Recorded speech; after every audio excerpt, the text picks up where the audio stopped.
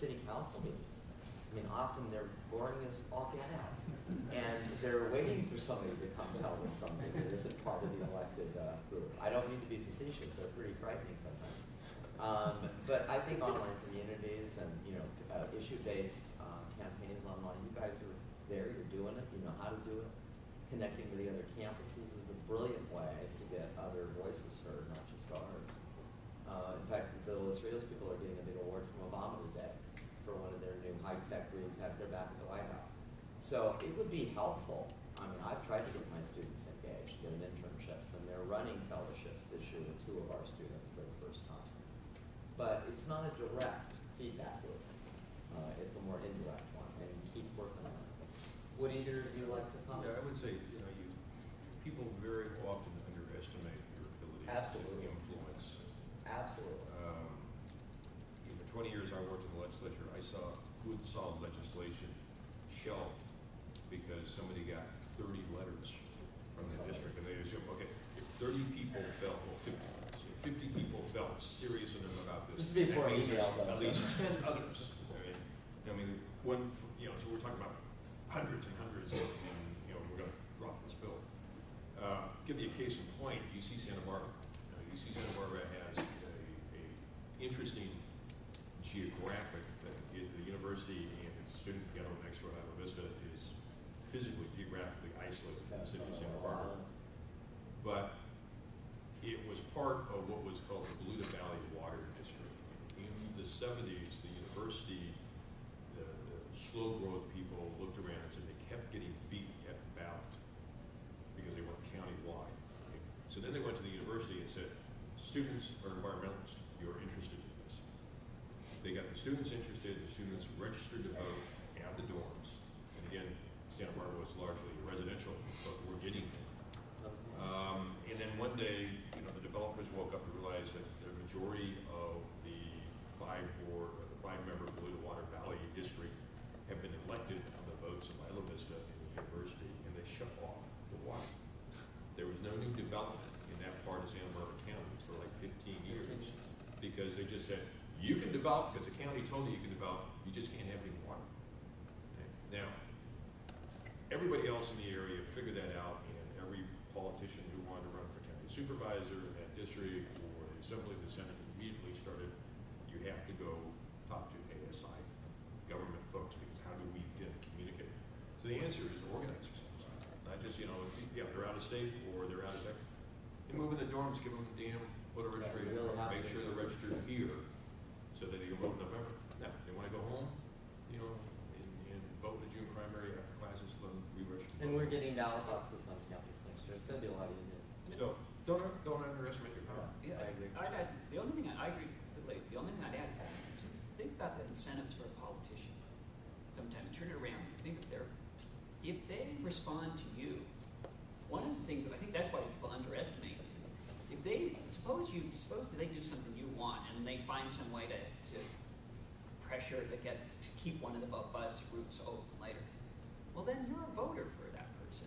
And you contact all of your friends and say, hey, well, so-and-so, maybe, I don't know, that kind of thing. And those sorts of things make a huge, huge difference. Well, also say thank you. I mean, we don't do that often enough. But it's in particularly a representative's interest to do things that will make people like them, because that's how they, stay and they advance, and that makes them feel better.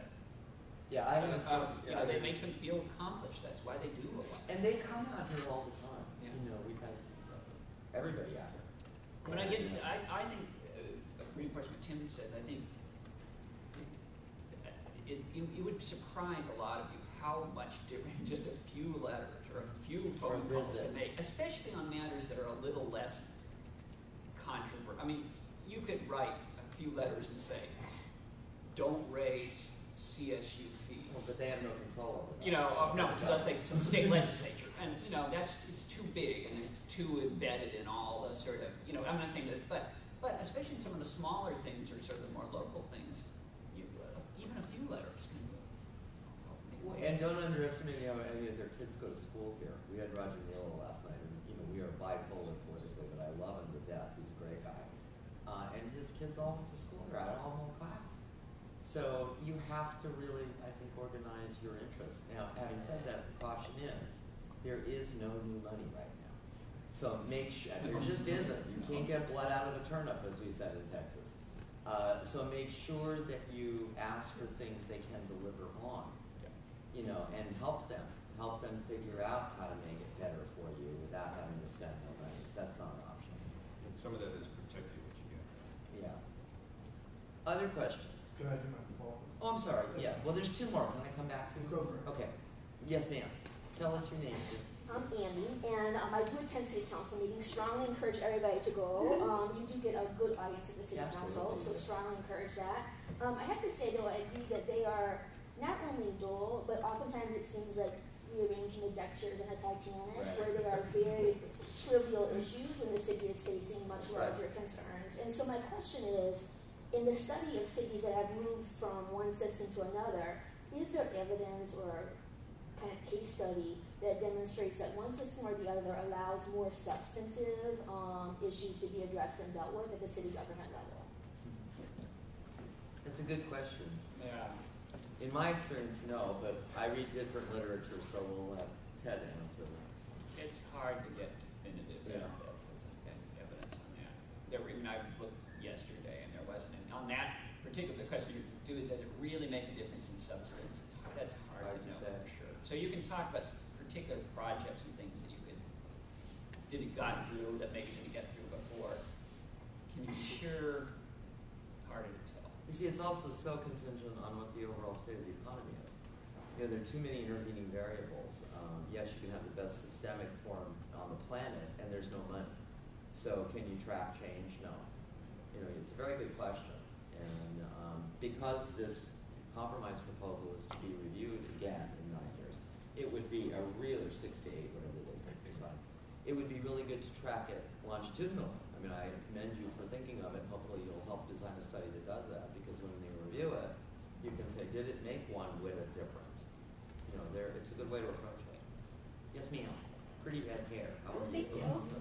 I'm a student here. I was just wondering how you feel Tell me about your name. My name is Anne. Hi, Ann. How you feel about the term limits now with how there's no term limits on council. And I feel like the frustration between young people is that they feel like no one comes in new, so they're just, you know, trivial issues are just coming up, and how the strong merit would affect that. Well, the compromise plan theoretically addresses that. That was one of the things that the commission raised, and it is in the compromise plan. And that's one of the things I pursue. What does that really mean? That's a very important thing. And it was one of the real reservations about the initial proposal. So keep asking that question. I think you need to ask, what is it you're trying to accomplish with term limits? Statewide. They've been a disaster. That was what I was going to say. Statewide, I agree, they've been a disaster at the state level. But, you know, we do, one of the things the Center for California Studies does is we have this thing called California Election Database. Right, you do? We can tell you, you know, who was elected to Hanford City Council in 1998. Now, everybody always says, oh my God, look at the incumbent re-election rate. You know, city council members are elected at 70%. They never look at it as a turnover. And so if a county supervisor or a city council member chooses to run, they're more likely than not, they win. But many don't. There is turnover. So one of the things you need to look at is, what's the turnover in Sacramento? Doesn't matter what it is in Hanford or Visalia. What is it here? Would term limits actually bring in, you know, new folks? You absolutely have to make sure that the term limit is long enough that if you're elected, that you're going to serve there long enough to understand what the problems are. You have to know something. And one of the terrible things that was happening in the legislature, literally there was a wonderful study out of the University of San Diego, excuse me, that went to the business school and said, okay, business professors, what does it take to become adept at X? How long does it take to become a really good lawyer, doctor, salesperson, whatever? Took it